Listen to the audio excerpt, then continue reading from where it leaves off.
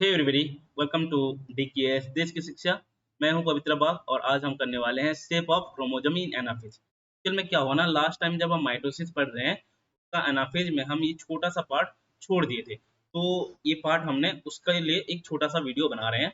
जो बच्चा माइटोसिस का एनाफेज नहीं देखा है वो जाकर देख ले, उसका लिंक डिस्क्रिप्शन में है। तो चलो स्टार्ट करते हैं, क्या क्या शेप होता है क्रोमोसोम का इन एनाफेज। ठीक है, लेट्स बिगिन। तो ये जो आपको इमेज दिख रहा है बेटा, इस इमेज में ये एक्चुअल में ये अनाफेज का इमेज है। तो अनाफेज में हम लोगों ने ये पढ़ा था कि क्रोमोसोम आपका ऐसे सेपरेट होता है, क्रोमोसोम ऐसे सेपरेट होता है। जनरली अगर मैं जो दो सिस्टर क्रोमाटिड वाला अगर क्रोमोसोम का शेप बताओ, यहाँ पे कुछ इस तरह से होते हैं। लेकिन क्वेश्चन पूछता है एनाफेज के टाइम में किस किस तरह के आपका क्रोमोसोम का शेप बनते हैं, राइट। तो पहले मैं बता देता हूँ यहाँ पे जो क्रोमोसोम का स्ट्रक्चर है, ये आपका क्रोमोसोम जनरली होता है। तो क्रोमोसोम का बीच में एक स्ट्रक्चर होता है जिसको हम कहते हैं सेंट्रोमियर। जिसको हम क्या कहते हैं? सेंट्रोमियर। बेसिकली सेंट्रोमियर के प्रेजेंस के हिसाब से, लोकेशन के हिसाब से हमारा क्रोमोसोम चार प्रकार के होते हैं। जैसे कि यहाँ पे पहला देखो, जिसको हम टेलोसेंट्रिक कह रहे हैं। यहाँ पे हम क्या कह रहे हैं? टीलो। टीलो मतलब एंड। तो दो सिस्टर क्रोमैटिक का जो एंड में ये आपका सेंट्रोमियर है, इसलिए इसको कह रहे हैं हम टेलोसेंट्रिक।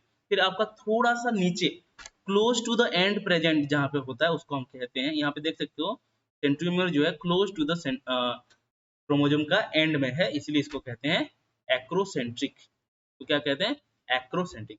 फिर थोड़ा सा जब देखेंगे और एक स्ट्रक्चर में, इस स्ट्रक्चर में देखोगे तो जो सेंट्रोमियर है close to the centre, middle के आसपास है। जब आपका मिडिल के आसपास होता है सेंट्रोमियर, उसको कहते हैं हम सब मेटासेंट्रिक। सब मेटासेंट्रिक।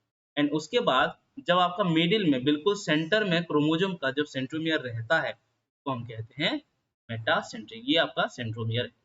तो लोकेशन के हिसाब से अगर हम देखेंगे, सेंट्रोमियर का पोजीशन के हिसाब से देखेंगे तो क्रोमोसोम चार प्रकार हो गया। अब देखो, यही क्रोमोसोम प्रेजेंट होता है आपका सेल के अंदर और यही क्रोमोसोम एनाफेज के टाइम में सेपरेट होता है।